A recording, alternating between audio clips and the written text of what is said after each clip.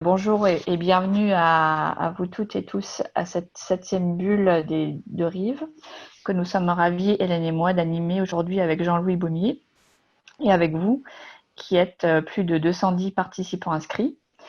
Donc une bonne partie d'entre vous étaient déjà présents aux précédentes bulles, donc on est très content de vous accueillir à nouveau.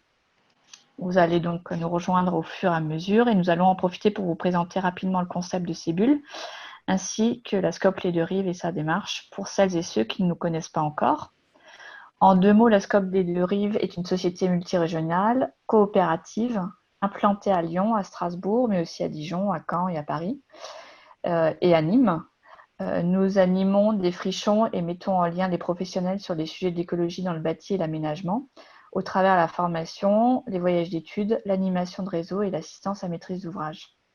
Notre parti pris, c'est de détourner, questionner, expérimenter ce que sont les nouvelles formes d'habiter, de vivre ensemble et les modèles économiques associés, avec toujours notre mantra, faire ensemble et autrement.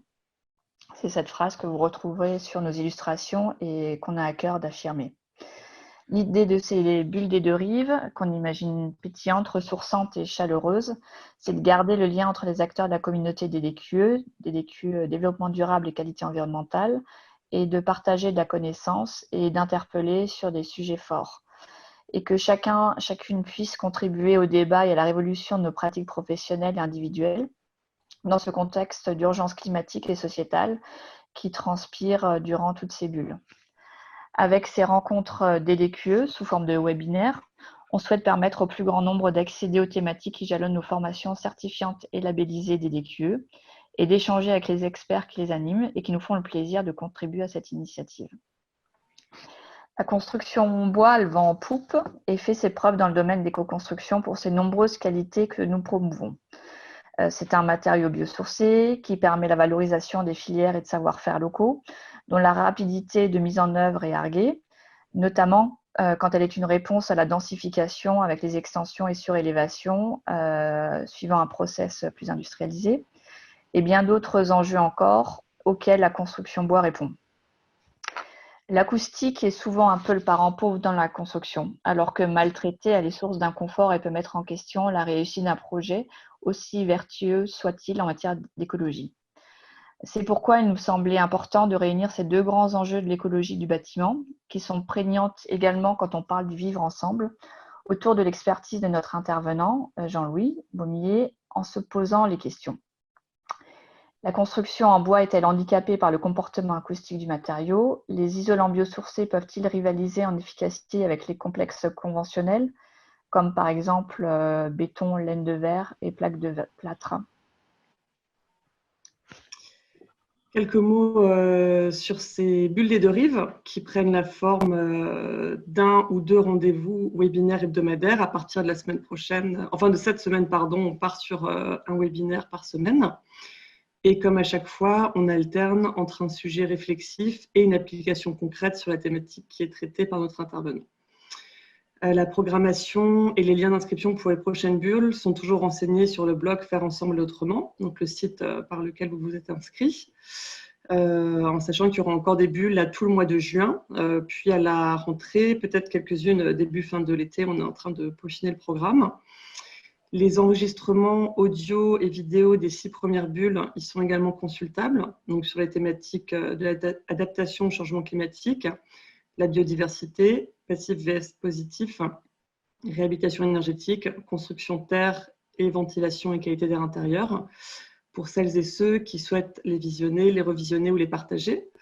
Et on les agrémente d'un bonus sur le fil de la bulle avec les contributions des participants à ces webinaires.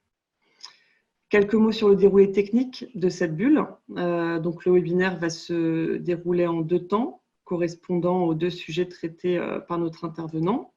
On peut passer à la slide suivante.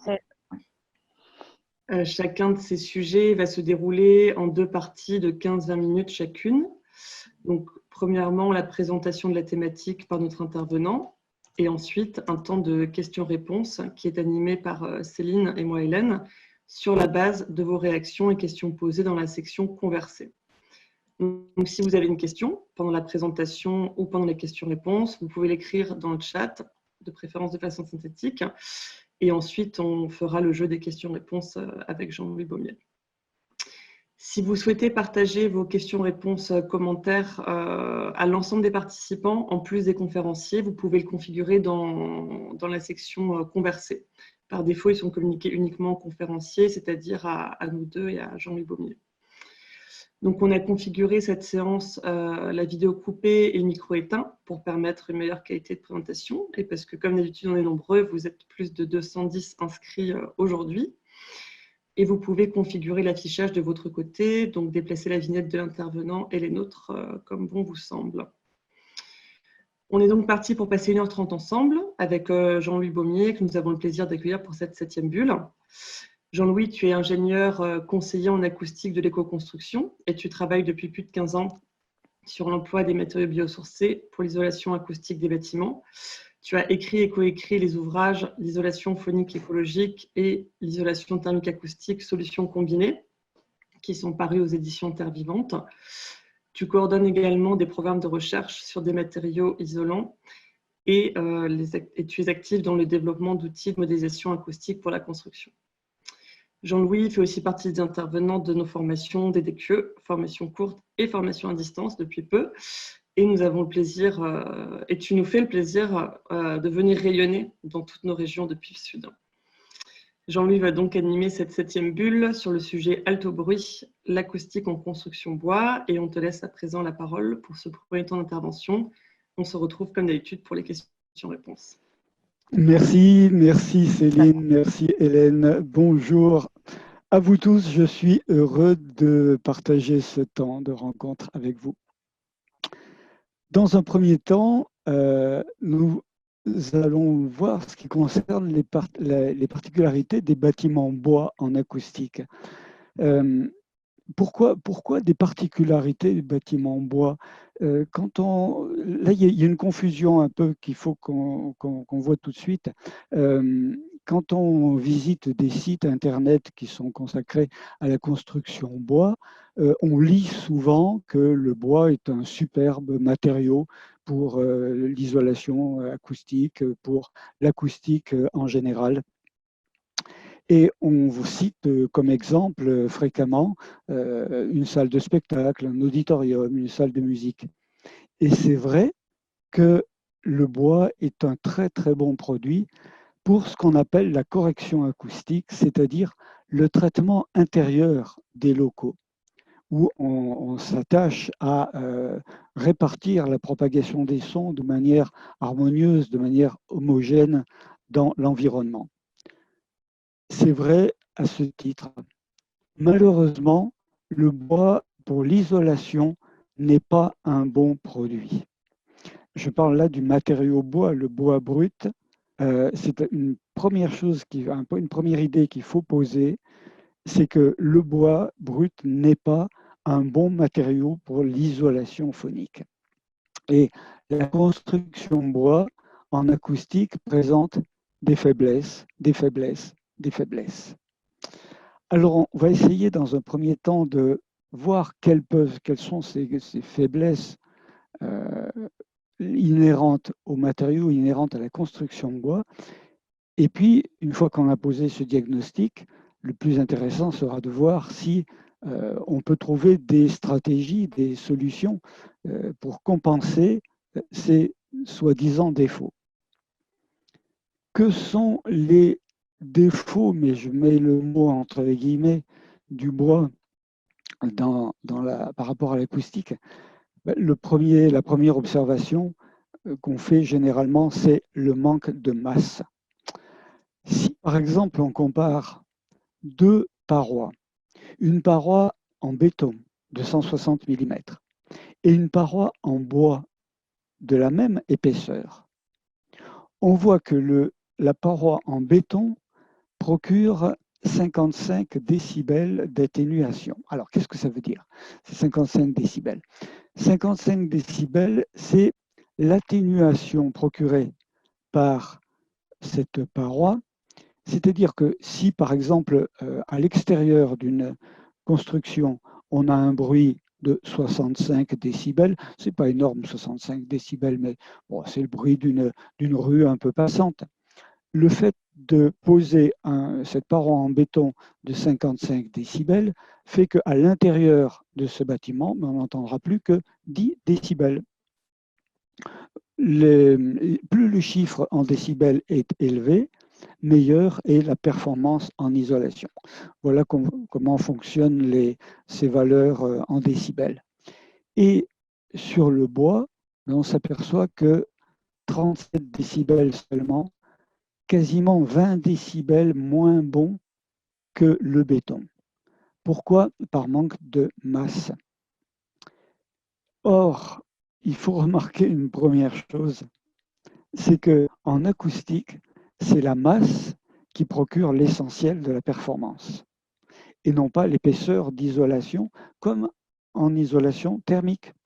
En isolation thermique, on sait aujourd'hui avec la RT 2012 et plus encore avec les bâtiments passifs que on met assez volontiers 40 cm d'isolant en toiture, 30 cm sur les murs, et c'est cette épaisseur d'isolant qui procure une performance en isolation thermique. Et bien en acoustique, ça ne marche pas comme ça. Alors, l'épaisseur d'isolant, effectivement, apporte quand même une performance, mais l'essentiel de la performance est apporté par la masse en acoustique. Or, un mur de béton, la masse volumique d'un mur de béton, c'est en gros entre 2200 et 2400 kg par mètre cube. Mais la masse volumique du bois, selon les essences de bois, ne parlons pas des bois exotiques, mais les bois européens, on sera entre 450 et 650 kg mètre cube. On voit qu'on n'est pas du tout dans les mêmes valeurs, dans la même échelle. Donc, ce manque de masse, c'est vraiment le premier facteur qui handicape la construction bois et qui est c'est pas un reproche puisque c'est inhérent même, mais un handicaps majeurs qu'on observe dans tous les bâtiments en bois. Il y a d'autres facteurs qui jouent un peu au détriment de la construction bois, qui sont par exemple le fait que en construction bois, on travaille par éléments distincts et non pas comme dans le béton, avec une continuité de matériaux. En construction bois, ce sont des éléments distincts, donc on n'a pas de continuité d'un même matériau. Et cette absence de cohésion de matériaux n'est pas très favorable pour l'isolation, parce que ça induit des passages de transmission de son. On n'a pas cet effet de masse qui s'oppose à la fois par l'effet de masse du béton, mais également par la continuité des structures. Ça, c'est un point qui gêne un peu, qui handicape un peu la construction bois. Un autre point qui est un peu handicapant dans la construction bois, c'est la présence de nombreuses cavités. Alors, que ces cavités soient vides ou remplies partiellement ou en totalité, il est toujours question de cavité entre un plancher et un plafond. En construction bois, un plancher sur solive et un plafond, on a une cavité, un plénum de plancher qui peut être laissé vide, qui peut être rempli, plus ou moins. Mais ces cavités peuvent également être un handicap, à la fois parce qu'elles créent, dans certains cas, des sortes de caisses de résonance, mais aussi parce qu'on n'a pas la continuité des matériaux qui va empêcher les sons, qui va empêcher la propagation des sons. Ça, c'est un autre point faible en construction bois, où on voit sur l'image de droite, par exemple, sur un plafond, le plafond entre la dalle bois et le plafond, il y a un vide. Ce vide n'est pas rempli et ce vide crée un point faible acoustique relativement important. Pour continuer malheureusement avec les défauts, si on peut dire, mais je n'aime pas ce mot évidemment, mais avec les ennuis qu'on trouve en construction bois, il faut se rendre compte il faut remarquer que la construction de bois, c'est une construction en assemblage.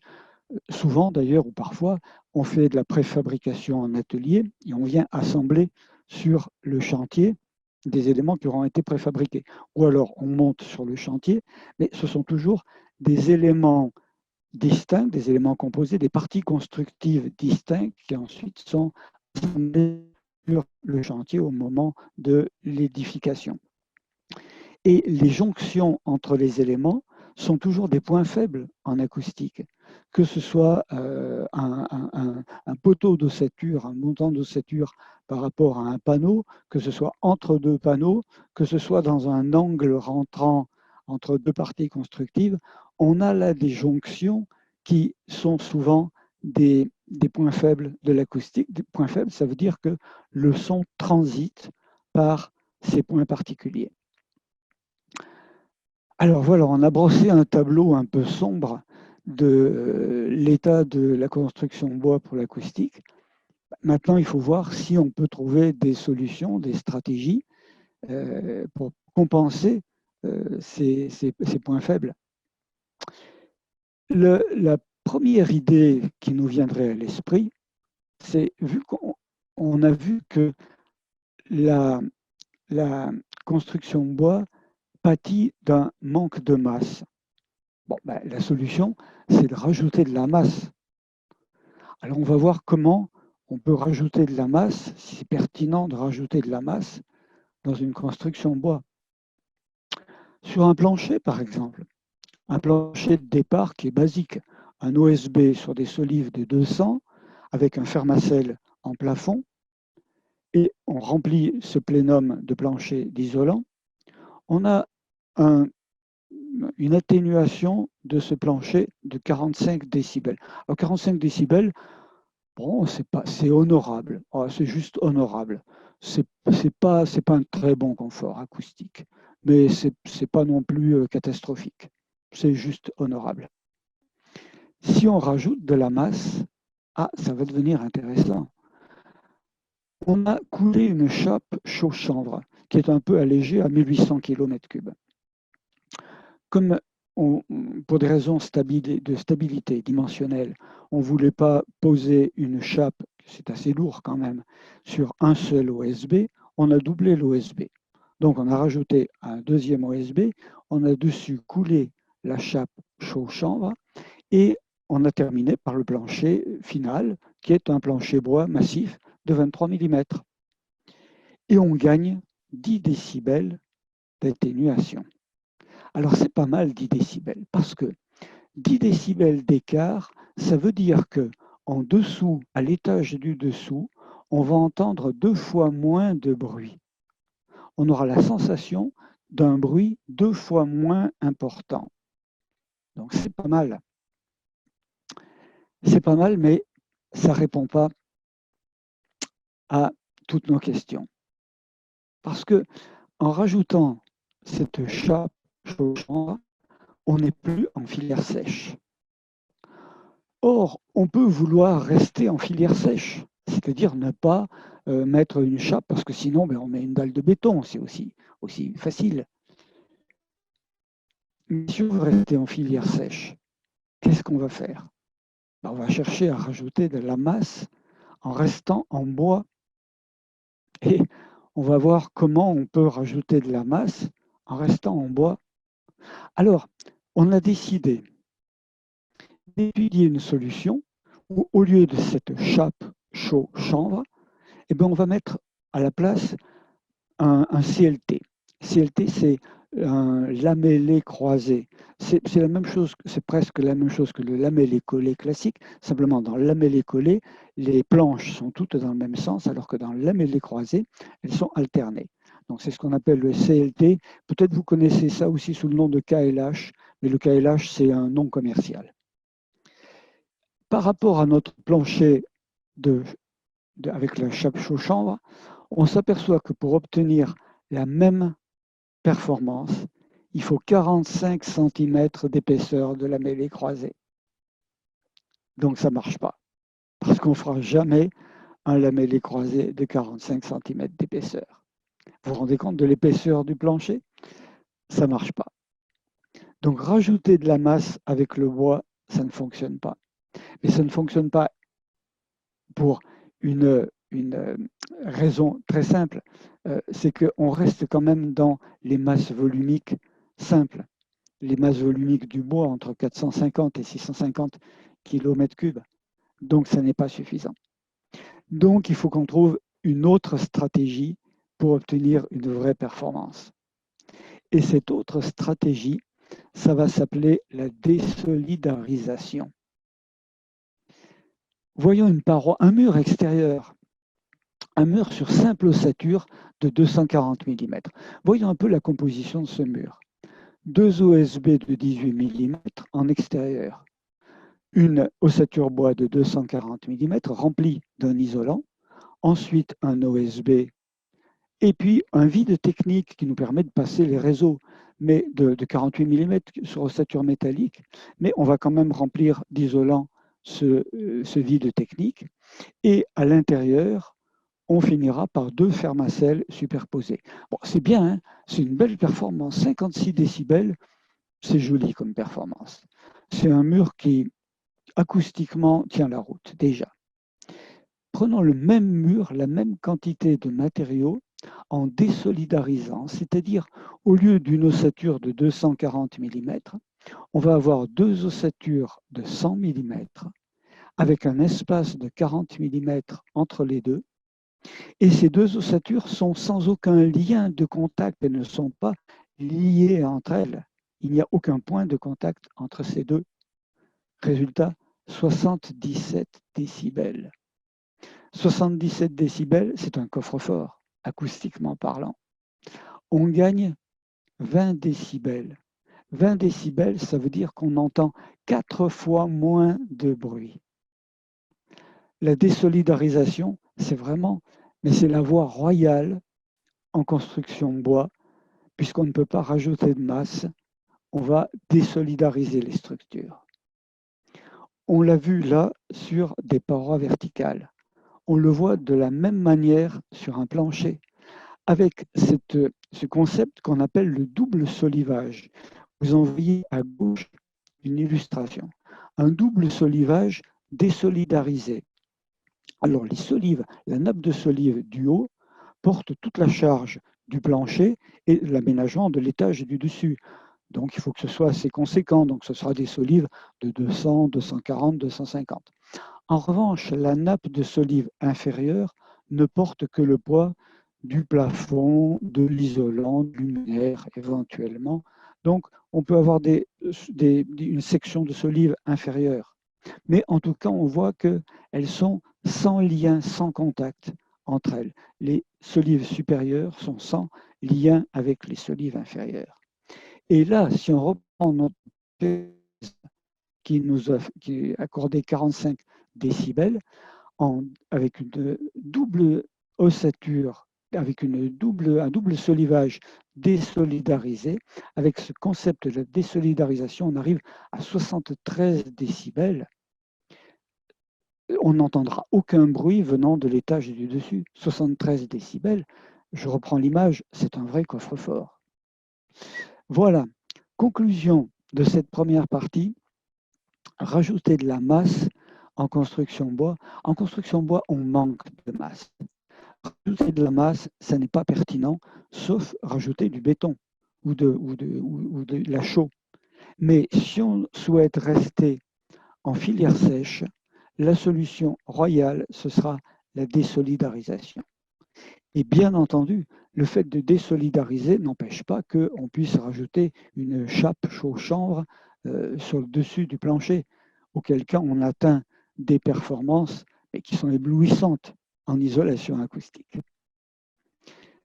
Je vous remercie pour cette première partie et maintenant, si vous le souhaitez, nous pouvons aborder des questions-réponses, dans la mesure où je peux répondre à certaines de vos questions. Merci Jean-Louis pour cette première partie très didactique sur acoustique et construction bois. Déjà une première remarque qui se termine par une question. Cela fait 20 ans que le bruit est la principale nuisance environnementale déclarée par les Français. Or, on nous dit souvent que l'offre est possible si la demande sociale est là, si le besoin est là. Pourquoi donc l'acoustique reste-t-elle encore l'enfant pauvre du bâtiment? N'y aurait-il pas de bénéfices, y compris économiques, à mieux prendre en compte cet aspect? Bien sûr qu'il y aurait des bénéfices. Pendant longtemps, on a imaginé, on a pensé souvent, c'est une idée un peu trop répandue, que l'isolation, l'acoustique, le confort acoustique dans l'habitat, c'est un peu la cerise sur le gâteau, parce que de toute façon, ça coûte, de l'acoustique, ça coûte un peu d'argent, effectivement. Donc, on disait, oui, mais on peut s'en passer, c'est vraiment le petit plus, mais ce n'est pas indispensable, comme est indispensable l'isolation thermique, parce qu'à la fin de l'année, on sait que sur le porte-monnaie, on fait des économies. Mais en 2017, il y a eu une enquête très importante, une enquête qui a porté sur 1 an et demi de travail et qui a été réalisée par le CNB, le Conseil national du bruit, et l'ADEME.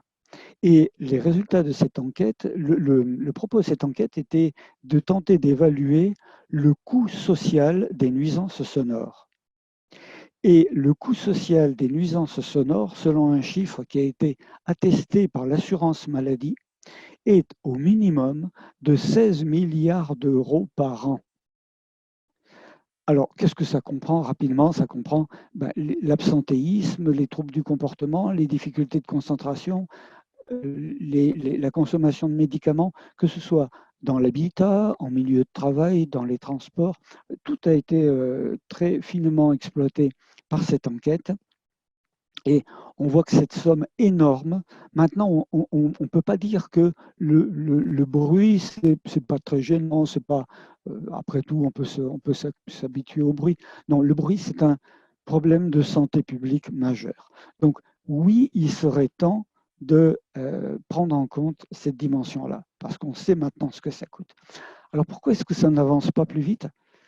Parce que restent encore les questions économiques, reste encore une réglementation qui, à mon sens, n'est pas assez contraignante. Et il faudra probablement passer par une évolution de la réglementation acoustique en cours pour atteindre des niveaux de confort qui sont ceux demandés actuellement par la population. Voilà pour répondre en partie, j'espère, à cette question. Mais j'essaierai de répondre plus rapidement à d'autres questions.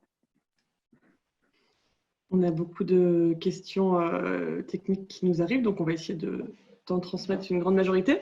On nous pose la question sur le matériau terre. Peut-on rajouter de la masse avec de la terre? Oui, tout à fait. Tout à fait. Le matériau terre sur un plancher ou en paroi. Alors, c'est difficile de caractériser la terre en acoustique parce que on est là un peu dans le domaine de l'autoconstruction où il y a eu très peu, quasiment aucune expérimentation en laboratoire. Mais la terre, quand même, on est sur des masses volumiques qui sont conséquentes, de l'ordre de 1600 à 2000 km3, suivant la nature de la terre. Donc oui, c'est une solution très intelligente, très intéressante. En plus, écologiquement, économiquement, c'est une très bonne formule. On avait aussi une question plus pour préciser la différence entre bruit aérien et bruit d'impact. Si tu pouvais juste refaire le point. Oui. Alors, c'est vrai que dans cette première partie, j'ai abordé uniquement la question des bruits aériens, c'est-à-dire les bruits qui se transmettent par l'air, qui sont les bruits de l'environnement d'une manière générale. Les bruits d'impact, eux, l'archétype des bruits d'impact, c'est les pas du voisin du dessus dans un collectif d'habitation. Et la résolution, la solution des nuisances, des bruits d'impact passe par une stratégie assez différente de celle qu'on a sur les bruits aériens. Pour le dire autrement, une bonne isolation au bruit aérien n'est pas nécessairement une bonne isolation au bruit d'impact. Et inversement, on peut réduire la propagation des bruits d'impact sans pour autant avoir une incidence sur les bruits aériens. J'en donne juste un exemple pour ne pas alourdir notre propos. Poser une moquette sur un plancher. vous allez très nettement réduire la propagation des bruits d'impact à l'étage en dessous. En revanche, pour les bruits aériens, ce sera insignifiant. D'autres formules peuvent être à l'inverse. Voilà. On nous pose la question des bruits d'équipement aussi, notamment sur la ventilation en construction bois. Alors, d'une manière générale, les bruits d'équipement sont plus prégnants en construction de bois parce que les structures porteuses ont tendance à entrer en vibration plus facilement. Donc, c'est vrai pour la ventilation, c'est vrai pour un bloc de VMC, c'est vrai ne serait-ce que pour un lave-linge qui, en mode essorage, peut faire vibrer tout le plancher d'étage de la maison. La solution n'est pas alors de traiter le plancher ou la structure en totalité, mais plutôt d'agir à la source en désolidarisant, c'est-à-dire en créant des suspensions ou des supports amortisseurs pour les équipements. Par exemple, un bloc de VMC sera suspendu à la charpente plutôt que posé sur un plancher des combles. Un lave-linge sera posé sur une semelle absorbante, amortissante, qui va éviter la propagation des vibrations à l'ensemble de l'étage. Mais effectivement, la propagation des bruits d'équipement en construction de bois est toujours assez prégnante. On a aussi pas mal de questions sur tout ce qui est transmission et point de contact. Donc, on t'en livre peut-être deux. La transmission par éléments structurels superposés à chaque niveau. Et comment gérer les points de contact plancher-mur pour réduire au maximum les ponts acoustiques. Je suis vraiment navré. Je crois que je vais être très décevant. Je ne vais pas pouvoir répondre à ces questions. Simplement parce que pour répondre à chacune de ces questions, il faudrait au minimum une demi-heure. Parce que ce sont des cas particuliers. Donc, si on veut arriver à tirer des recettes, des généralités à partir de ces cas particuliers, il faut quand même aborder un peu la question de manière plus approfondie. Si je reste à un stade d'une réponse en 1 minute, je dirais que sur les jonctions, qui sont un problème fondamental en construction de bois, il faut aussi qu'on joue, on ne peut pas jouer la continuité des matériaux, elle n'existe pas, donc il faut qu'on joue sur la désolidarisation. Et cette désolidarisation sur les points de contact, on va la jouer en interposant soit des vides, soit des semelles résilientes, ce qu'on appelle des bandes résilientes ou des semelles résilientes, c'est-à-dire des épaisseurs minces de matériaux à tous les points de contact entre les parties constructives, de manière à éviter la propagation des bruits d'une partie constructive à une autre. Mais ça, j'ai conscience qu'en répondant ça, je réponds presque à côté de la question parce qu'il faudrait beaucoup plus de temps pour pouvoir répondre intelligemment. Excusez-moi. Une question sur la désolidarisation. Donc, dans le cas de la désolidarisation avec 2 rangées de solives, pouvons-nous croiser ces 2 rangées à 90 degrés? Oui, a priori, aucun inconvénient. Le seul problème, c'est qu'en les croisant, vous allez être obligé de placer les 2 rangées de solives séparées pour qu'elles passent en dessous. Alors que quand elles sont dans le même sens, comme on l'a vu sur notre plancher, si je vais réafficher l'image, on peut les poser un peu en quinconce, c'est-à-dire qu'on gagne sur l'épaisseur. Si elles sont croisées, on a une épaisseur de plancher beaucoup plus importante. Mais structurellement et en acoustique, oui, c'est complètement jouable. Alors, quelques questions concernant des matériaux. Est-ce que tu peux comparer ce qu'il en est de l'ajout de terre crue par rapport à de la chaux, par exemple?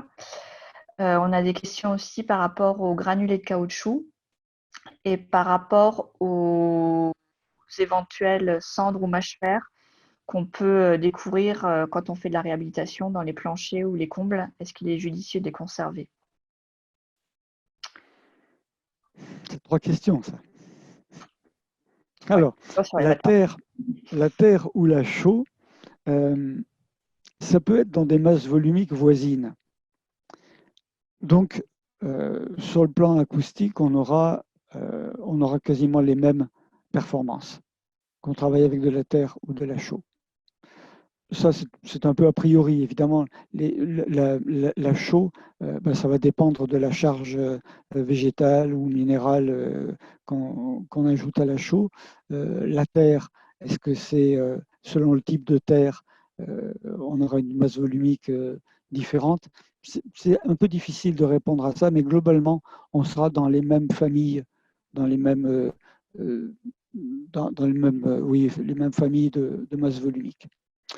En ce qui concerne les granulés de caoutchouc, j'aurais du mal à répondre parce que ce produit n'a pas été caractérisé en laboratoire en acoustique. Donc, je n'en sais rien. Je ne sais pas. Ce que disent les fabricants, est-ce qu'il y a eu des tests? Déjà, c'est un produit avec lequel dont je ne suis pas familier. Je ne travaille pas avec ce produit parce que pour moi, ça n'est pas un produit écologique. Alors, on pourrait rentrer dans une discussion de savoir ce qu'est un matériau écologique, mais pour ma part, je pense que ce n'est pas un produit écologique, donc je le connais très mal, ce matériau. Et en plus, je n'ai pas de données scientifiques, de données de laboratoire sur ce matériau. Et la troisième question que j'ai oubliée, je crois, ton Oui, micro. c'est par rapport aux cendres ou aux mâches-fer, on Oui, peut oui, oui. trouver. Alors oui, c'est une bonne remarque ça. On trouve effectivement dans des immeubles du 19e, genre des immeubles haussmanniens, on trouve parfois des séparations d'étages. C'est du tout venant, c'est n'importe quoi. C'est des gravats, c'est du mâche-fer. Alors oui, on les conserve. Oui, on les conserve parce qu'on s'est aperçu en faisant des mesures dans ce type d'immeuble qu'en fait, c'est pas mauvais du tout en acoustique. Ces constructions, on fait bien la différence. En acoustique, on fait bien la différence entre ce qu'on appelle l'habitat ancien. En fait, l'habitat ancien, c'est en gros avant 48. Et l'habitat moderne d'après 48. C'est après 48 et surtout dans les années 50 et 60 qu'on a construit des bâtiments qui posent le plus de problèmes en acoustique. Mais des immeubles haussmanniens, des immeubles du 19e ou du début du 20e, les planchers ne sont pas mauvais. Donc oui, on les conserve et c'est une très bonne base de travail. On nous pose la question des bandes résilientes. Est-ce un frein sur un projet écologique? Je ne vois pas à quel stade ça pourrait être un frein. Non, au contraire. Au contraire, c'est une bonne formule. Une autre question sur un isolant en fibre de bois rigide sur le plancher, donc continu sur la surface, est-il intéressant acoustiquement? Oui, oui. Il est effectivement intéressant acoustiquement. Après, là, on va être dans une balance entre les impératifs structurels. On peut pas poser une fibre de bois de 70 kg. Elle risque au mètre cube, elle risque de s'écraser. Donc, il faudra travailler avec une fibre de bois au minimum de 110, plutôt 140, 160 km3 pour être sûr qu'il n'y ait pas d'affaissement possible. Et à ce moment-là, il faut replacer une charge lourde par-dessus. Si on se contente de poser un plancher, je crains qu'on soit un peu insuffisant. Il faudra vraiment poser une charge lourde sur cette masse. Mais oui, le fait de désolidariser sur un plancher avec une nappe continue en fibre de bois est une très bonne solution. Juste sur les bandes résilientes, on nous précise que la question portait sur leur nature par rapport aux matériaux qui les composent. En haut des bandes résilientes, euh, on trouve de la fibre de bois dans des épaisseurs de 3 à 7 millimètres. On trouve du chanvre, on trouve de la laine de mouton, un feutre de mouton, de la fibre de coco. Le choix est vaste, le choix est vaste. Et ces matériaux sont aussi performants que les matériaux conventionnels à base de laine minérale, de fibres de verre densifiées, compressées. Donc, aucun souci pour les utiliser. Voilà, on a quelques questions aussi sur des techniques. Une structure bois en poteau-poutre est-elle plus ou moins bien adaptée qu'une ossature bois?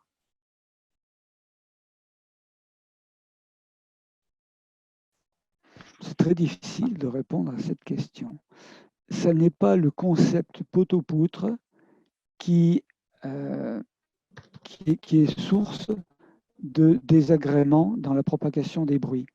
Il n'y a pas de différence fondamentale en acoustique entre l'ossature bois et le poteau-poutre.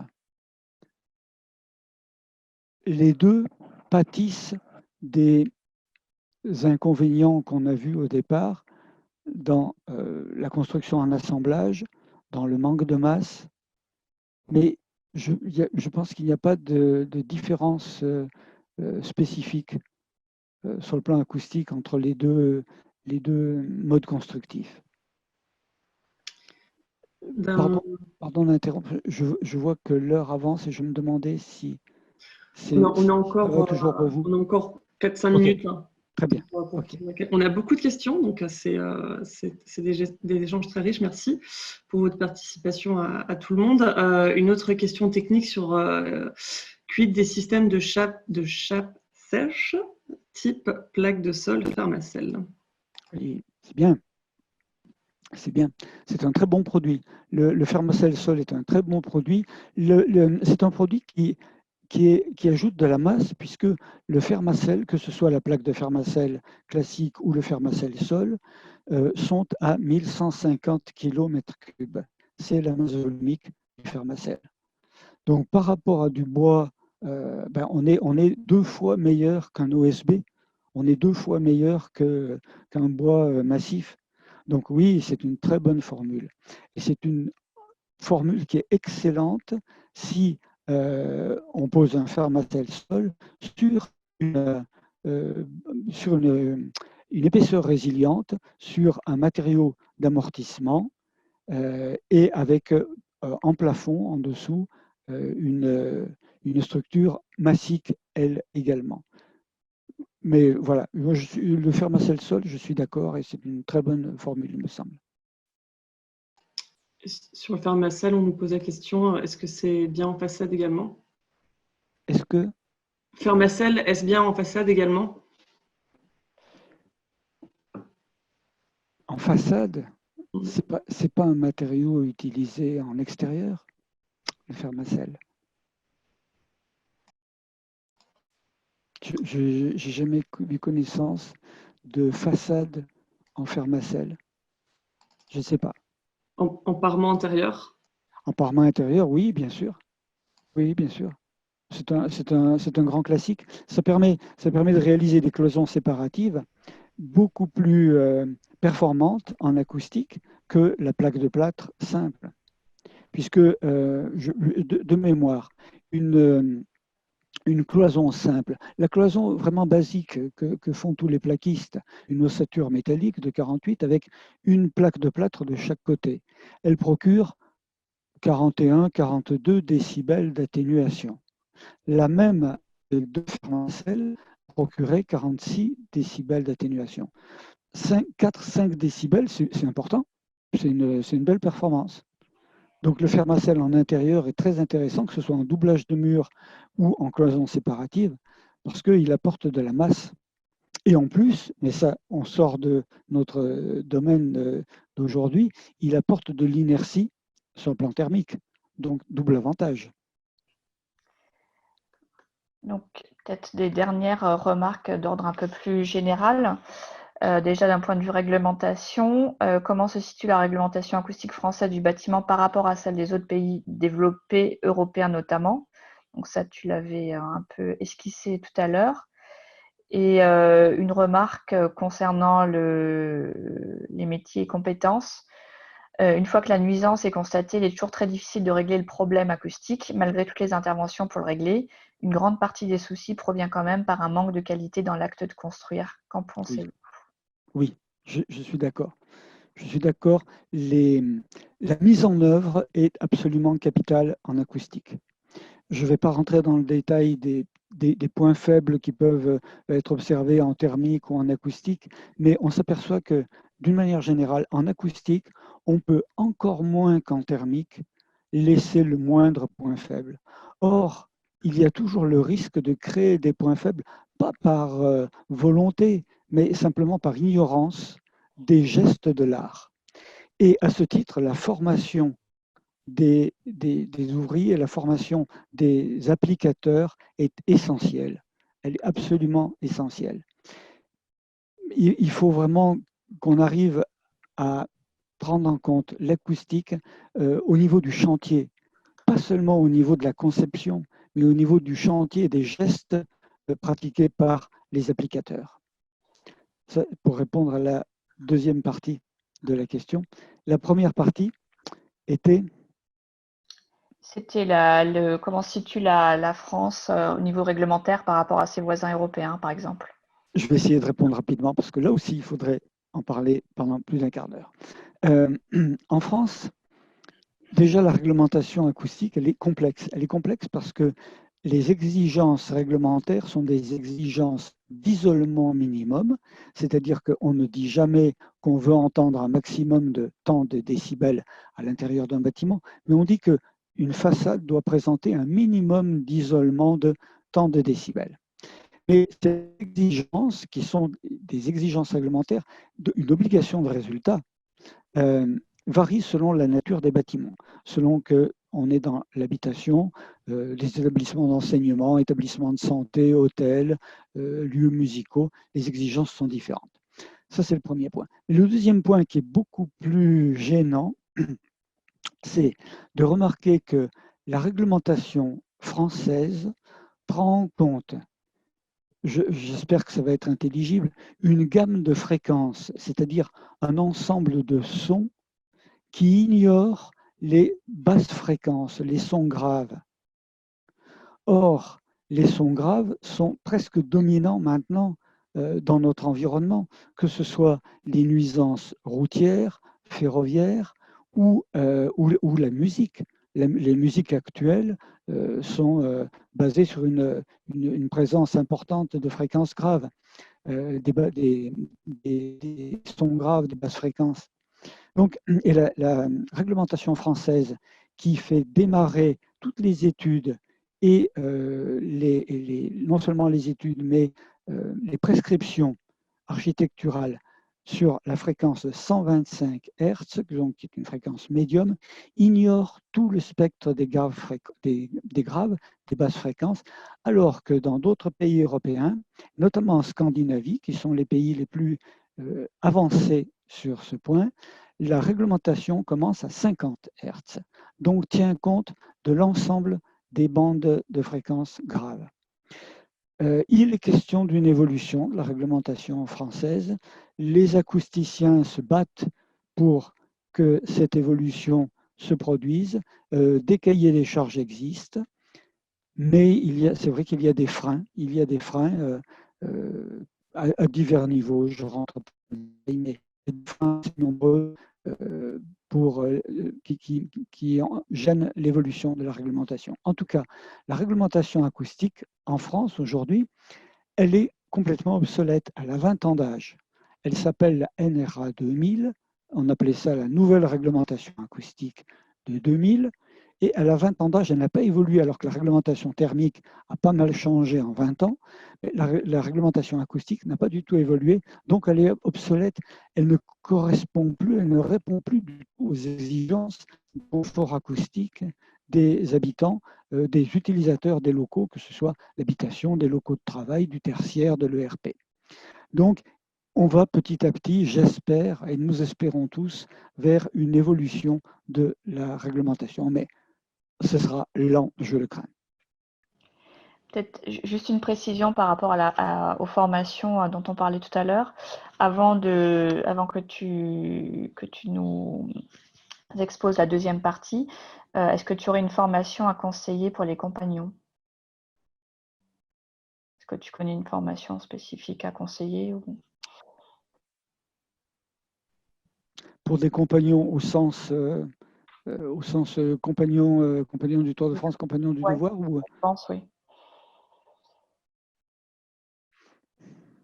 je pense que la formation en acoustique, elle devrait être incluse dans le champ de leur formation. Mais ce n'est pas propre aux compagnons. Dans toutes les formations bâtiments, on devrait inclure une part acoustique qui serait la connaissance non seulement des concepts, mais la connaissance des gestes de l'art. C'est ce qui manque le plus aujourd'hui. C'est la connaissance des gestes de l'art, du savoir-faire. Et ça devrait être inclus. Alors, une formation, ben, je crois que les deux rives, vous êtes mieux placés que moi, peut-être, pour conseiller une formation ou pour orienter des gens.